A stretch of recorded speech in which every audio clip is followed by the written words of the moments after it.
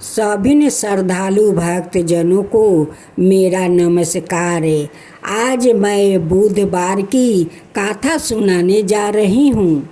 आइए हम सभी मिलकर बुधवार भगवान को व्रत को श्रवण करते हैं और उनसे हाथ जोड़कर कृपा प्राप्ति करें। हम सब मिलकर एक बार गणेश भगवान को जयकारा लगाए। गणेश भगवान की जय, गणेश भगवान की जय। बुधवार व्रत कथा। एक समय की बात है कि साहूकार की बेटा अपनी पत्नी को लाने के लिए अपने ससुराल गया। कुछ दिन रहने के बाद उसने अपनी पत्नी के साथ अपने घर आने की सोची। दुर्भाग्य से उस दिन बुधवार का दिन था। लड़की के परिवार वालों ने कहा कि आज बुधवार का दिन है, जो कि किसी कार्य हेतु शुभ नहीं माना जाता है, इसलिए आज तुम मत जाओ। किंतु साहूकार ने किसी की एक ना मानी और पत्नी समेत अपने ससुराल से घर को जाने के लिए तैयार हो गया। रास्ते में साहूकार की पत्नी को प्यास लग गई। उसने साहूकार से कहा। साहूकार ने कहा, तुम बैलगाड़ी में ही बैठो, गाड़ी से उतर कर कहीं मत जाना, गाड़ी में बैठी रहना, मैं पानी लेकर आता हूँ। जब वो पानी लेकर आया तो उसने देखा कि उसकी शकल का एक आदमी उसकी पत्नी के साथ बैठा है और मौज मस्ती करता है। तब उसने जाकर उस पुरुष से पूछा, तुम कौन हो? तब उसने कहा, मैं साहूकार हूँ। और फिर दोनों के बीच में झगड़ा शुरू हो गया और वहाँ लोग और कुछ सिपाही आ गया, जिन्होंने उस स्त्री से पूछा, तुम्हारा पति कौन है? तब वो इसका उत्तर ना दे सकी और साहूकार अपने मन में कहने लगा कि ये प्रभु की कैसी लीला है। तब आकाशवाणी हुई और बोली, मूर्ख, आज बुधवार का दिन है, तभी तूने आज ही गौना करा कर ले जा रहा है। ये सब तो भगवान बुध देव के प्रकोप से हो रहा था। गणेश भगवान वो तुझसे रूठे हुए हैं। तब साहूकार ने भगवान बुध देव से क्षमा याचना किया। तब वो आकाशवाणी खत्म हो गई और इंसान के रूप में आए बुध देव भी अदृश्य हो गए। और फिर साहूकार अपनी पत्नी संग घर गया और भगवान बुध देव की पूजा की। जो भी इस व्रत का कथा को सुनता है, उसको बुधवार की यात्रा करने का पाप नहीं लगता है। अब दूसरा बुधवार की कथा श्रवण करें। समातापुर नगर में मधुसूदन नाम का एक राजकुमार रहता था। वो बहुत धनवान था। मधुसूदन का विवाह बलरामपुर नगर की सुंदर और गुणवती लड़की संगीता से हुआ था। एक बार मधुसूदन ने अपनी पत्नी को लेने बुधवार के दिन बलरामपुर पहुंच गया। मधुसूदन ने पत्नी के माता पिता से संगीता को विदा करने के लिए कहा। माता पिता बोले, बेटा, आज बुधवार है, बुधवार को किसी भी शुभ कार्य के लिए यात्रा नहीं करते। लेकिन मधुसूदन नहीं माना। उसने ऐसी शुभ अशुभ की वो बातों को नहीं मानते। बहुत आग्रह करने पर संगीता के माता पिता ने बेबस होकर दोनों को विदा कर दिया। दोनों ने बैलगाड़ी से यात्रा आरंभ की। 2 कोस की यात्रा के बाद उसकी गाड़ी का एक पहिया टूट गया। वहाँ से दोनों ने पैदल ही यात्रा शुरू किया। रास्ते में संगीता को प्यास लगी। मधुसूदन उसे एक पेड़ के नीचे बैठाकर वो जल लेने चला गया और मधुसूदन ने अपने पत्नी को समझाया, इस वृक्ष के पास से कहीं मत जाना, मैं अभी गई अभी जल लेकर आया। थोड़ी देर बाद जब मधुसूदन कहीं से जल लेकर वापस आया तो वो बुरी तरह हैरान हो उठा, क्योंकि उसकी पत्नी के पास उसकी ही शकल सूरत का एक दूसरा और राजकुमार बैठा था। संगीता भी मधुसूदन को देखकर हैरान रह गई। वो दोनों में कोई अंतर नहीं कर पाई। मधुसूदन ने उसे राजकुमार से पूछा, तुम कौन हो और मेरी पत्नी के पास क्यों बैठे हो? मधुसूदन की बात सुनकर उस राजकुमार ने कहा, अरे भाई, ये मेरी पत्नी संगीता है। मैं अपनी पत्नी को ससुराल से विदा कराकर लाया हूँ, लेकिन तुम कौन हो जो मुझसे ऐसा प्रश्न कर रहे हो? मधुसूदन ने लगभग चीखते चिल्लाते हुए कहा, तुम जरूर कोई चोर या ठग हो। यह मेरी पत्नी संगीता है। मैं इसे पेड़ के नीचे बैठाकर जल लेने गया था।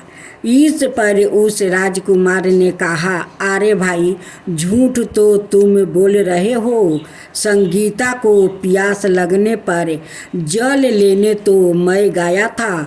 मैंने तो जल लाकर अपनी पत्नी को पिला भी दिया है।